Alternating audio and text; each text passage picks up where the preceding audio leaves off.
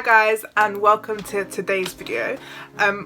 Please excuse the quality of this video because I'm filming it on my phone because my memory card does not want to cooperate at the moment. Therefore I can't film on my actual camera, so I'm gonna have to film on my phone because this video needs to go up tomorrow or Wednesday when you guys are gonna see it, and I literally have no other time to go and buy a memory card and film because the lighting is about to go.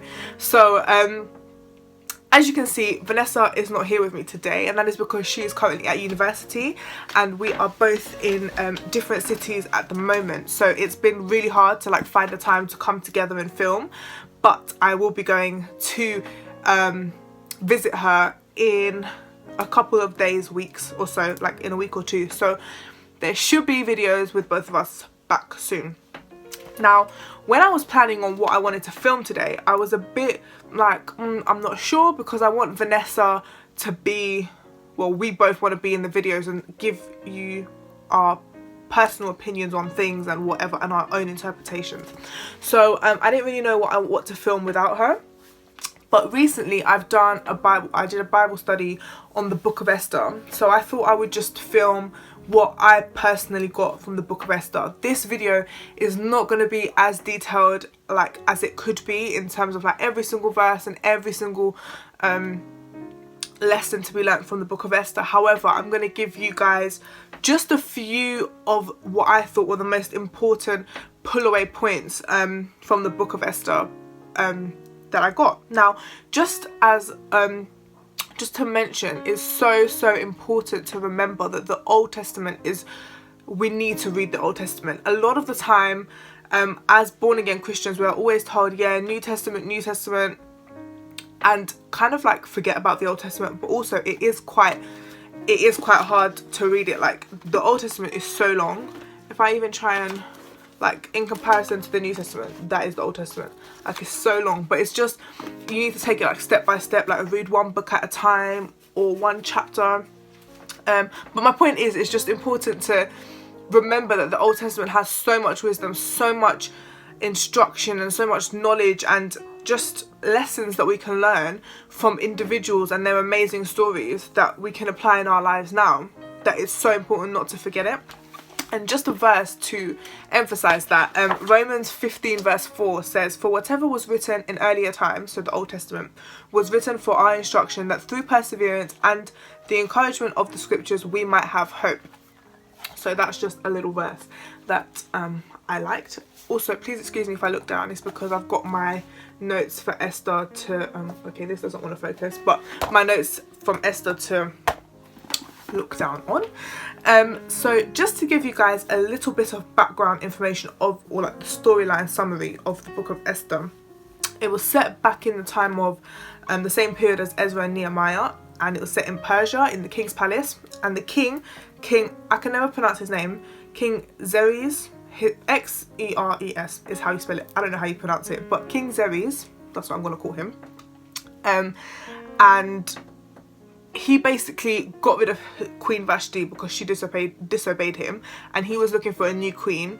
So Esther became the new queen, and Esther was a Jewish woman who basically, once she became the queen, she was able to save the Jews in the Persian Empire from a plot to exterminate them that was brought about by Haman, who was one of the king's advisors. So this guy Haman, he was not happy because Esther's guardian, Mordecai, some of the names in the Old Testament are actually just so hard to remember, but Esther had a guardian and his name was Mordecai, and Mordecai was Jewish as well, and he refused to bow down to King Haman. So because Haman got angry because Mordecai refused to bow down to him, he then decided to make a plot to exterminate all the Jewish people in Persia. So Esther had to do something about it because as a Jewish woman herself, she had to try and save her people, and she did. I just thought it was a really nice story, and it's quite an interesting story, and it's also not long. Like, I think it's about 10 chapters, I believe, 10-12 chapters, whereas some Old Testament books go on for like 65 chapters, like Isaiah. So this one's a little bit lighter to read. So the first main point I had that I wanted to highlight is pride and obedience. Now, Queen Vashti, who was the king's wife, she basically disobeyed the king when he asked her to come and display her beauty to the nobles, because he had this massive banquet, and he asked the queen to come and display herself and show herself as his wife, and she said no. So she disobeyed the king and he basically got rid of her. Now, the point I got from that is that you need to sometimes let your pride settle.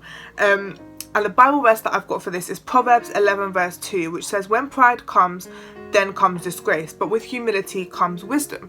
And I just thought it's a really important lesson to remember, that we need to, in our day-to-day lives, we need to become less prideful, in a way that we need to not be sometimes so I can do it, or I can do what I want, and like, you know, that kind of, like, I don't want to say like arrogant, but that kind of mentality that some of us have. I'm sometimes prideful, and I sometimes need to remember, like, I need to humble myself. Like, I really need to just chill a bit. So that's one of the main points that I had, is that you need to not only not be prideful, because as it says in Proverbs, it says with pride comes disgrace, and when you carry yourself in that way, people will look at you like people will look down on you, and that's not what you want to portray as a Christian. But with humility comes wisdom. So I just really like that verse, and I just think it's also important to remember in this whole example is obedience as well, that you need to be obedient to your master, which is our Lord. And I have another point around Esther's obedience later on, but it's just so important to remember who, like in this case, Queen Vashti, her master was the king, but for us, our master is our Lord. And a lot of the time we hear God's voice so clearly. Like, we know what God is saying, and we know exactly what he wants us to do, but we don't listen, and we just go and carry on and do our own things. And I've done this so many times when I know what the Lord is ministering to my heart. Like, I know I shouldn't do a certain thing, and I'll go and do it, and then I'll deep the consequences afterwards, and I'm just like, why did I not listen to the Lord? Because there's always a reason for the things that he says. So that is my first point. Basically, don't be prideful and be obedient to the Lord, which I will elaborate on later on in Esther's obedience. But the next point I had was discretion. Now, I wanted to make an entire video on discretion, which we might do later, but discretion is basically, in our terms, don't be so bait. Don't be so obvious and so open and so quick to talk. Now, me personally, this has got me into trouble so many times, and my close friends watching this video will know that when I was like in my younger years of secondary school, I would run my mouth like no man's business. Like, literally, I would just be talking and telling people things that people told me and confided in me that I didn't, like, got me into trouble so often. And honestly, ask my friends, I've had so many arguments with them over this, but obviously you've got to go through things to learn, right? So discretion basically means don't be so quick to talk, and sometimes you have to keep things to yourself. Now, basically in the story, Mordecai, who was Esther's guardian, both of them were Jewish, and they didn't tell anyone their background until later, because it would have got them into trouble. If they'd revealed they were Jewish from the beginning, Esther probably wouldn't have become the queen, but they basically kept it quiet because they had to. And the verse that I have for this is Proverbs 2:11. The verse before was Proverbs 11:2, and it says, discretion will protect you and understanding will guard you. And it's basically saying discretion will protect you. Sometimes when we don't speak so much, when we don't tell everyone everything, you're actually protecting yourself. This can be in so many things, whether you've got your own an idea about something, and if you tell someone, they might take your idea, or they might plant seeds that don't need to be planted about the situation.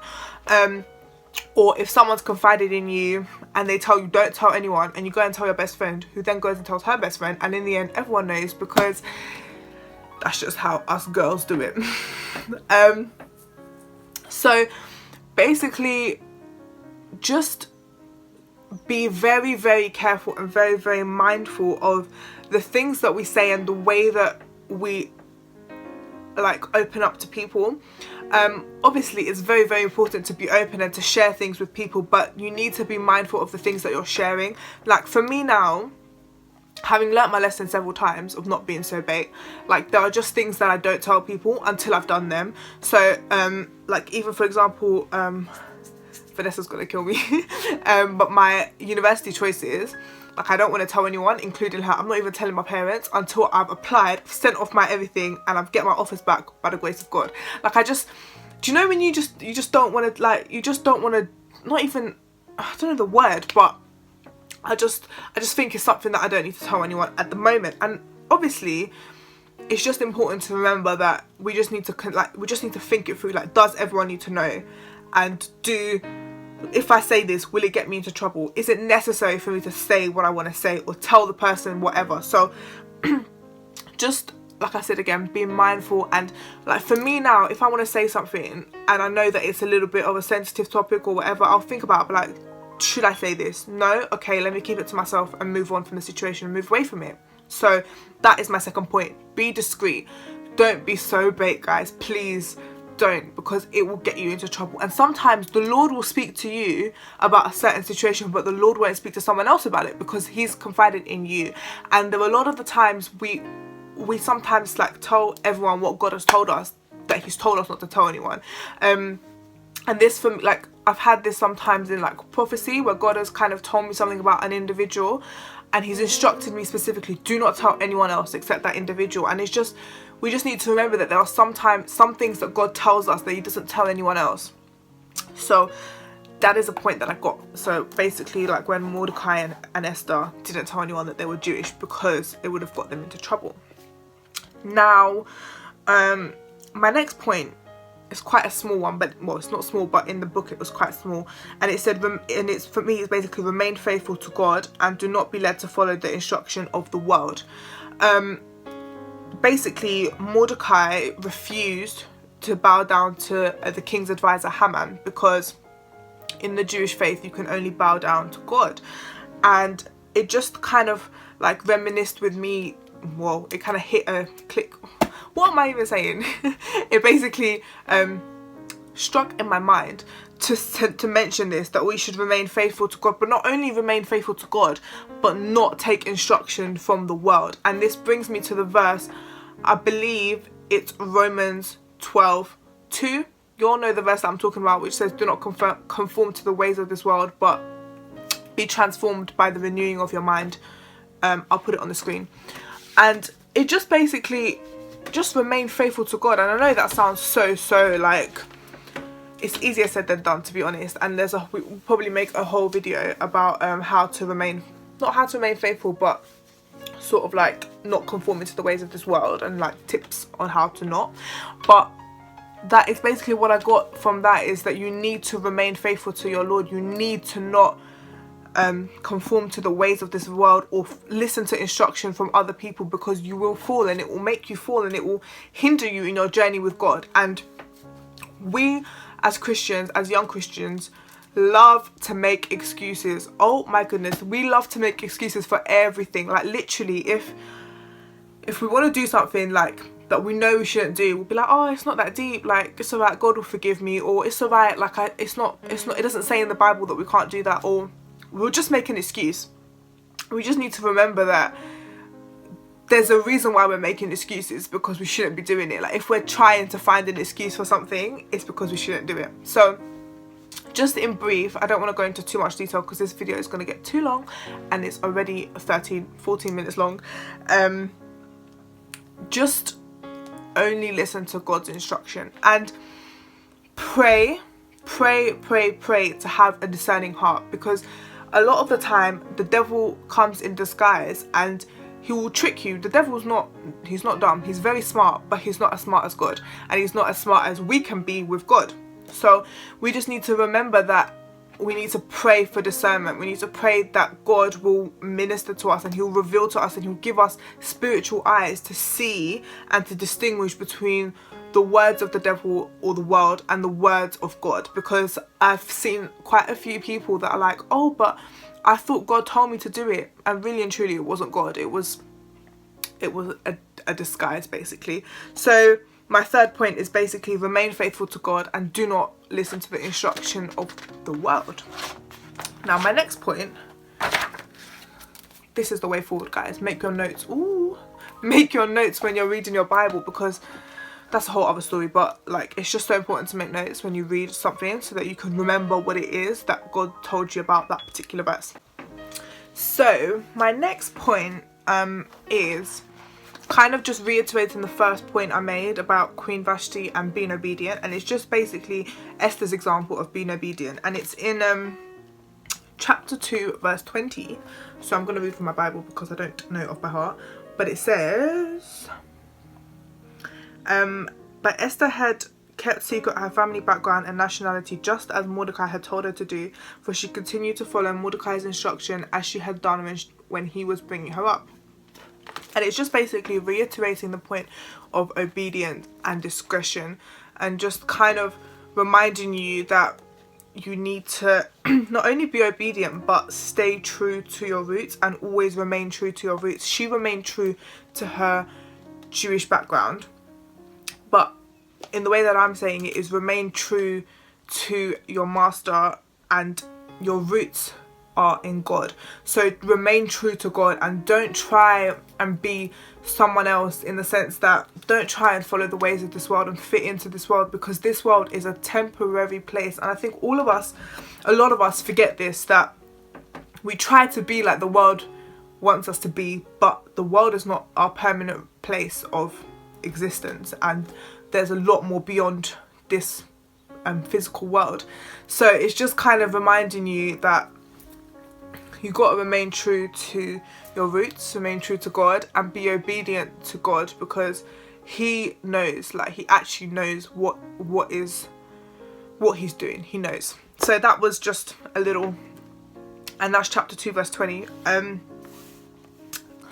My next point is basically about not being afraid to do something if you can, and being bold. Now me and Vanessa are actually filming an entire video entitled Boldness in Christ, which should be up in a week or 2 or 3, I'm not sure, but in the story basically it's just telling you the boldness that Esther had to actually do what she did to get the plot of Haman to exterminate the Jews reversed. Now my point is basically, if you are in a position to do something, do it.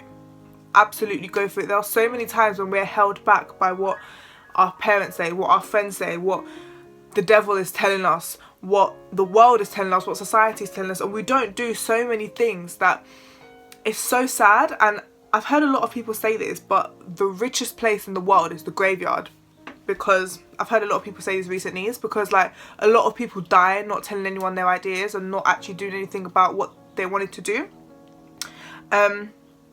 So the verse, chapter 4 verse 14 says, I'm just reading out my Bible, for if you remain silent at this time, relief and deliverance for the Jews will arise from another place, but you and your father's family will perish, and who knows but that you have come to your royal position for such a time as this. And basically Esther said, go, gather together all the Jews who are in the Susa and fast for me. Do not eat or drink for 3 days, night or day, and I and my attendants will fast as you do when the king is done. When this is done, I will go to the king, even though it is against the law, and if I perish, I perish. So she basically said, I'm gonna do it. If I die, then I die, because I've died for my purpose. She knows, she begins to know that that is her purpose, to have become the queen, to then in her position as the queen to stop the extermination of her people. And it's just so important to remember that we need to be bold, and we need to pray for boldness and pray for courage and pray for the Lord to just strengthen us to get up and do what we want to do. Like, there have been so many times when I have all these ideas and I just want to do them and I don't, because I don't know what is holding me back, whether it's just me like I'm tired, oh it's alright, I'll do it tomorrow. Tomorrow's gonna come and you still would not have done what you want to do. So it's just reminding you that you don't have to be afraid to do something. And she knew that she could potentially die for this situation. She knew that she could potentially lose her life if it went wrong, basically, and if the king basically was like, no, I don't care, I'm gonna kill you and I'm gonna kill everyone else. So yeah, and then in that verse 4:16, it also says, do not eat or drink for 3 days, night or day, and I and my attendants will fast as you do when this is done. So that's my next point, which is basically fasting and prayer. Before she decided to do anything, she turned to the Lord first. She decided to go to the Lord and pray and fast and really get God's voice, hear God's voice on the situation. And that is something that we need to remember, is that when we want to do something, when we have a plan, when we have like an idea, we need to take it to God. We need to really ask God to really just talk to us about what it is that we have planned or anything like that, because at the end of the day, the Lord's instruction and the Lord's wisdom is what you need to go forth. And so she sought that time, she sought God's time and God's voice through fasting and through prayer, and instructed everyone else to do the same, so that she knew that the Lord was at the center of the situation, that the Lord was at the center of what it was that she was doing. And as young people, me personally, a lot of the time I'll do something, I'll do it, and then I'll go be like, oh God, was that what I should have done? Rather than asking God, is this what I should do? And then him confirming yes or no, and then carrying on from there, rather than doing it afterwards. My next point, I don't even know what point number this is, 6, 5, 7. The numbers will be on the screen. But it's basically, your reward will come in due time. Now, basically Mordecai had, he found out that there was 2 officers that plotted to kill the king, and he told the king this, and the king didn't really he didn't really register it. And it was only later on when the king,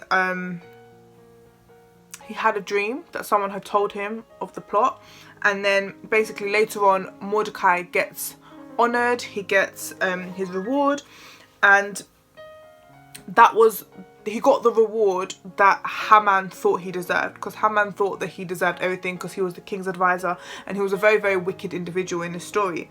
But it's basically, my point from this part of the story is that we need to be patient and understand that our reward will come in due time, and also to just not always seek a reward when we do something. Because when Mordecai initially went to tell the king about the plot that the 2 people had against the king, sorry, that just, my words are just getting in a muddle. He didn't expect something back. He didn't expect a reward. He didn't expect to be rewarded by the king for telling him this, because he just thought, oh yeah, you just need to know, so I'm just letting you know, by the way. But sometimes we often do things because we feel like we need to get a reward. So sometimes we go to church because we think God will bless us. Well, he will, but not because you've gone to church on a particular day. So we just need to remember that it's not always we need to do something to get rewarded. It's not always that we should be like, yeah, if I do this, I'm gonna do this just so that I can get that. Just do things not expecting a reward, because in due time, in God's time, you will be rewarded in ways that you will not even expect, in ways that Mordecai didn't expect to get the reward that he got. This guy was lifted up and praised by everyone, and he was literally just a humble Jewish man who came just to guard and protect and watch over Esther, and he in the end became one of the king's greatest advisors. It says actually in the end, chapter 10 verse 3, which is basically the end of the story, it says King Xerxes imposed tribute throughout the empire and to distant shores, and all this active power and might, together with a full account of the greatness of Mordecai, whom the king had promoted. Are they not written in the book of blah blah blah? Basically, Mordecai the Jew was second in rank to King Xerxes, prominent among the Jews and held in high esteem by his many fellow Jews, because he worked for the good of his people and spoke up for the welfare of all the Jews. So Mordecai became a great individual, and in the end Haman was punished on what it was that Haman created to punish Mordecai. I'm really sorry guys if you don't understand what I'm saying, because my words at the moment are just in a bit of a muddle. You know when you just can't speak, like you just can't get the things out because all these names are a bit confusing. But yeah, so to summarize, my final point, I almost forgot this. Now I feel like I've said this in other videos, and I feel like me and Vanessa have said this, and I feel like everyone will tell you this: God has a perfect plan for your life. Now the reason why I wanted to add this in the story of Esther is because he put Esther in a position of royalty when she came from a family with no parents, to save her people.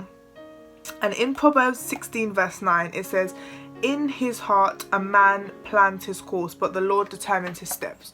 So we've all heard that verse before, and we all know that the Lord, well, I hope we know that the Lord determines our steps. But this story just emphasizes and fully gives you an example of the fact that he can bring you out of absolutely anywhere and use you for the most amazing and great and wonderful purpose that we didn't even know. He took Esther out of a Jewish family she had no parents, she only had a guardian, and Jews were persecuted at the time, and she was able to save all of those people through her position as the queen. And we just need to remember that it doesn't matter where we came from, it doesn't matter who we were in our past life, in our life before we found Christ, that God will use you to do things above and beyond your own expectations, above and beyond your personal plan for your life. He will determine your steps to the point where you're literally living, like you're actually living life because of the Lord. And even for myself, I felt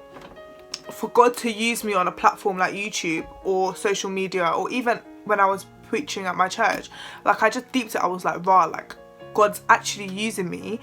But I never expected it. When I tell, like, everyone's like, oh, but you're just a nut. No, when I tell you I hated public speaking, I hated just talking to people about God, and I kind of mentioned this in my testimony video, but God literally just was like, I don't care what you hate, I don't care what you don't like about yourself, I will use you for bigger and greater purposes. My battery is dying on my phone, it's trying to tell me that it's on 10%.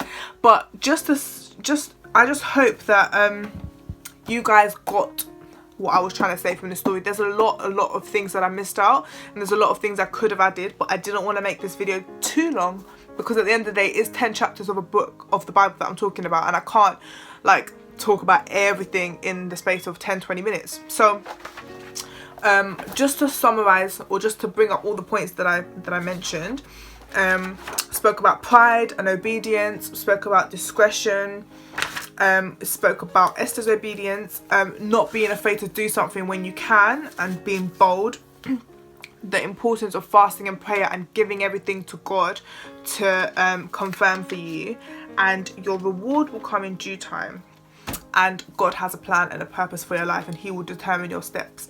And I'm not going to put Jeremiah 29:11 in this. But yeah, I hope you guys enjoyed the video. I'm really sorry about the quality, because I am filming on my iPhone. And I'm sorry if I rambled on, because I do like to do that. But I hope you guys got what I was trying to say. And I shall see all of you guys in the next video. So thank you for watching. Please subscribe. Please tell a friend to tell a friend. Don't forget to contact us on our social media if you have any questions. And yeah, thank you for watching, and God bless all of you guys. I hope you have a wonderful week. Bye.